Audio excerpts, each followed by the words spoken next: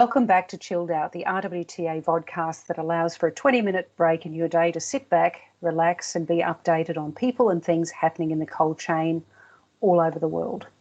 My name is Marianne Kinsell and I am the Executive Officer of the RWTA, or Refrigerated Warehouse and Transport Association of Australia.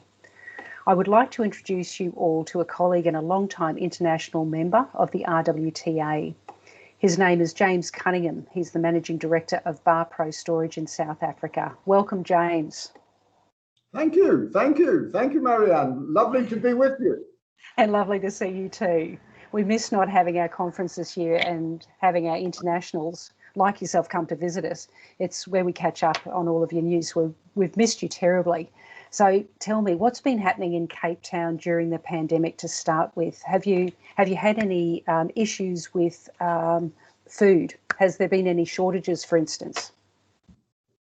Well, I think that the main shortage was alcohol. All our alcohol distribution outlets were completely closed down for, I think it was almost 3 months. 3 months without alcohol, James. You're telling me there was 3 months in South Africa with no alcohol at all? Well, no. We made a plan. You know, bootlegging took off in a big way. None of us is old enough to remember prohibition in the States, but it must have been exactly the same. We all found ways of getting booze. Some people went to pineapple beer, which meant I couldn't get any yeast to make my bread. No. Yes, flour was a bit out of date at some stages. Yes, I think you guys probably had that same problem. Yeah, we do. Then of course, the other thing that happened to us was that our Minister of Health decided that we couldn't smoke either. Oh. I don't smoke cigarettes, but my wife does. Pamela, she smokes a pack a day. Oh, right. And I got sent off to some of the seedier parts of Cape Town in order to try and buy cigarettes. Then the local suppliers and Zimbabwean suppliers started flooding the market with cigarettes which weren't taxed. And another illegal trade developed very successfully on that one, which I don't think the government's got under control yet. So yes, we made a plan. We had a Minister of Trade and Industry who decided that we couldn't buy open-topped shoes. We could only buy covered shoes. And we couldn't buy shirts with short sleeves. We could only buy shirts with long sleeves. Are you taking it? You're not kidding, are you? I'm not kidding. So we go into the shops and you could buy this, but then you'd have a piece of tape, hazard tape over the next section, so you couldn't buy anything there. So we were all wondering, now you can buy this, but why can't you buy that? I mean, it was like a sort of a totalitarian dystopia gone mad. So was it not available, or what was it? Was it a not so much a cold chain, obviously, but it was a supply chain issue? Yeah. Oh, no. They were there. We just weren't allowed to buy them because they were not considered to be essential. Right. Okay. So was that because the shops had closed to prevent that, or the shops were still open but they just wouldn't bring that in? I don't understand. No. The shops were open. We were in the shops. The goods were on the shelves, but you weren't allowed to buy them because they weren't considered essential, and they fell outside the rules that had been set by the Central Command Council, which was effectively running the country. I see. Okay, that makes absolutely no sense to me. Did it make any sense to you at the time? No. Initially, it was incredibly frustrating, but then we all developed a sense of black humor about it. And it was, everybody was coming up with the best joke on the lockdown regulations every day. And it just got completely farcical. That's ridiculous. And tell me, as far as food went, you said there was yeast, wheat, so bread making stuff. What about the cold stuff? Was the supply of all of that going pretty well as far as essential services go? Because that's essential. Yes, I mean, The cold stores operated throughout. They were essential service. Our supermarkets were open, and so they were still delivering, and we were still buying. We didn't buy quite as much as we had before because we sort of would run into the supermarkets, buy what you wanted, and then run back out again. So I think the market for the frozen foods fell slightly. So there was a build-up in supply of frozen foods, and yeah, quite a lot of the cold storage and the producers of frozen foods, they started to run out of space. Yeah, that sounds a little bit peculiar. It's obviously quite different to that which we've experienced here in Australia. Tell us about what was happening with the COVID testing, because I think, when I looked last, you were getting about 4,000 new cases a day in South Africa. What's happening with the COVID testing? We've had here free testing, and, up to a quarter of your workforce had to be tested weekly if you're in cold chain particularly. How's that been in South Africa? What's happened there? Well, there weren't very many testing kits to start with. So you only really got tested if you really had to get tested. Normally, if you weren't feeling well, you went home and stayed there until the feeling went away. Testing now is much more available, but you can get it privately done at quite expensively, or you can go to state hospitals, and you can now get tests. But for most of the time, testing was done only if you absolutely had to. If you had to travel across, well, we weren't allowed to travel into any foreign countries, but just moving around, sometimes you needed to get a COVID test. But generally speaking, not really available, not easily available for most of the time. Now, much better. Okay.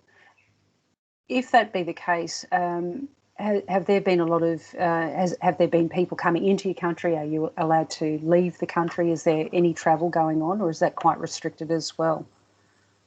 International travel has restarted. We are seeing some visitors from Europe. Emirates is operating limited service. Etihad is operating limited service. So we are getting some visitors in, but we're now approaching our peak tourist season over Christmas and early into the new year.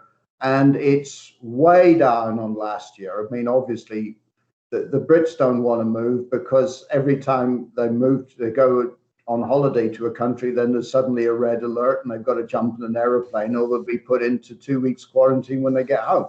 So yeah, most of our friends who were going to come and visit us haven't. They've all cancelled.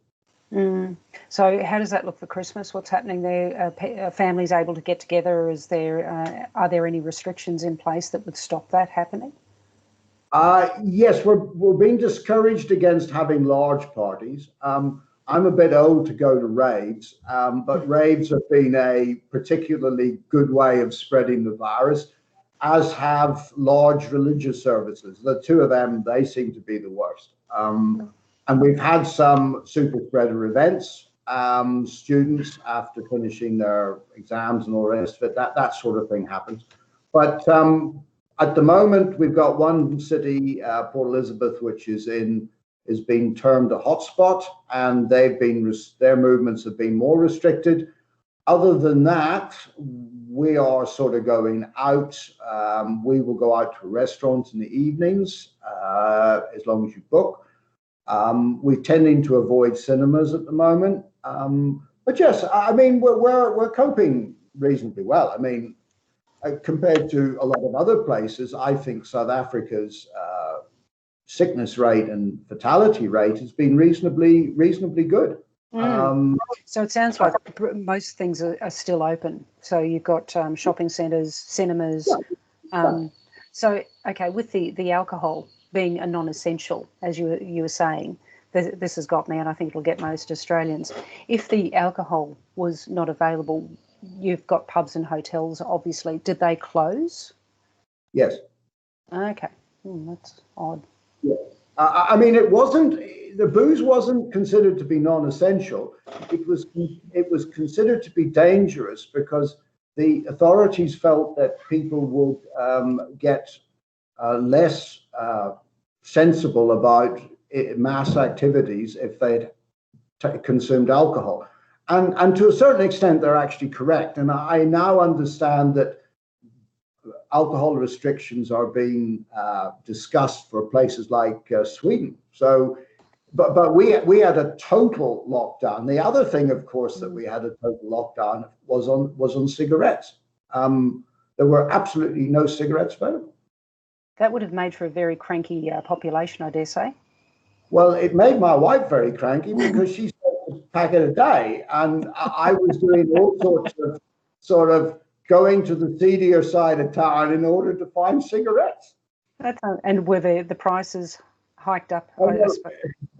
You know, your cigarette prices are what, $35 a packet or something.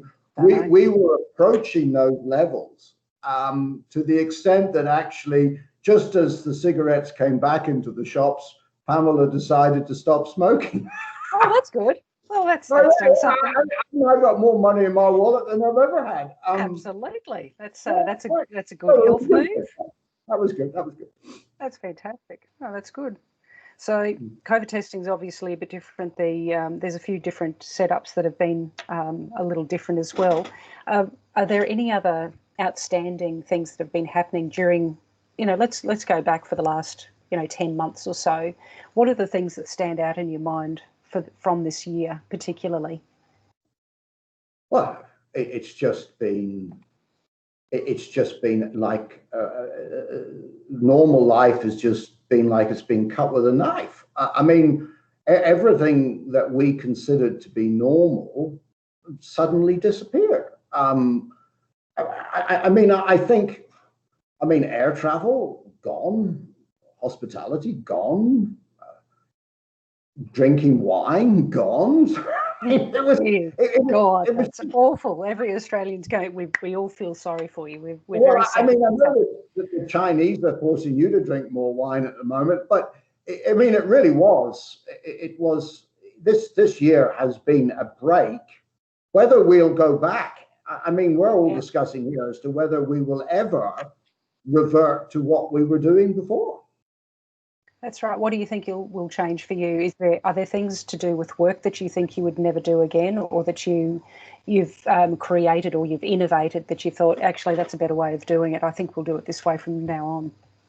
Well, we obviously in the first 3 weeks we had a total lockdown, so we had everybody working from home, and that worked pretty well. And there was quite a large sort of body of opinion to say that within our company we should continue working like this. But the social dislocation was was a problem that we didn't really see until slightly later, and people, it was difficult to work with people forever over Zoom or Teams. You actually need people to be together physically in order to make decisions, to discuss things properly. So we've now reverted to bringing people back in again, and I think that's right. I think psychologically it has affected us all, I think, and we need to be. I think that whole aspect of it has been underestimated. Yeah, I think there's been a worldwide acknowledgement that mental health has been affected quite badly. That people need people. And as much as sometimes we whinge and whine about having to go into the office, that it's where we meet friends and colleagues and people, and just even the simple touch of shaking a hand. That's that was really effective. You can't do anymore. Oh no, it's been terrible. It's been awful. Look, I hope. Do you see? How do you feel about 2021? Well, it's not going to be the 2021 that I would have expected 2 years ago, but life will go on. Our country, the food eating habits in South Africa changed from about 2000 onwards, the affluent population, if you like, had always been into eating frozen food.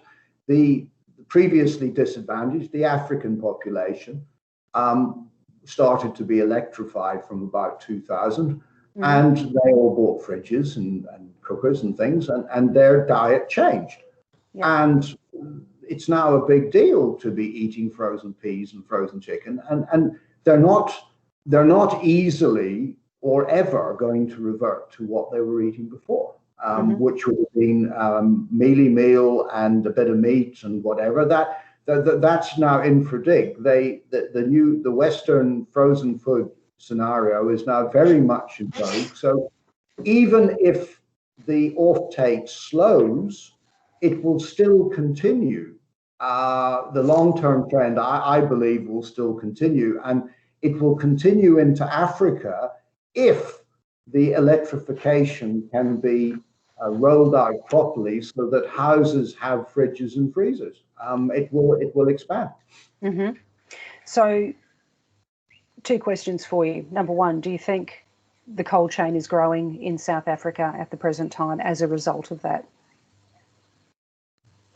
Well, as a result of the major changes in diet that have occurred, yes, the cold chain is continuing to expand. We're not hugely busy, but we're certainly not busy at all. So we're putting in mobile racking systems in a number of stores at the moment, right. And so the cold chain is definitely expanding and continuing to do so. That's great news. I think that's great news for the cold chain from around the world. I think we're all seeing that it's from everybody that I've spoken to during this year is the essential services, which is the cold chain. We are now being seen as something that is pretty important, essential, really essential. So, that's been a heck of an upside for us. Look, thank you, James, for speaking with me today. It's been funny, but also really insightful. So thank you for giving us some inside information about how it's been in your corner of the world. Thank you for joining us. Thank you. And yes, I hope we all get out of it in 2021, but I'm sure there will be other challenges to face. I'm sure there will. And look, we've got a conference coming up in March 2021, so that's not too far away. So if we've opened up, we would love to see you here. And also to our audience who's watching today, look, we appreciate you tuning in. Keep an eye out for more of the opportunities to watch Chilled Out with interesting people from all corners of the world. Thanks, everyone. Bye. Bye-bye. Bye-bye.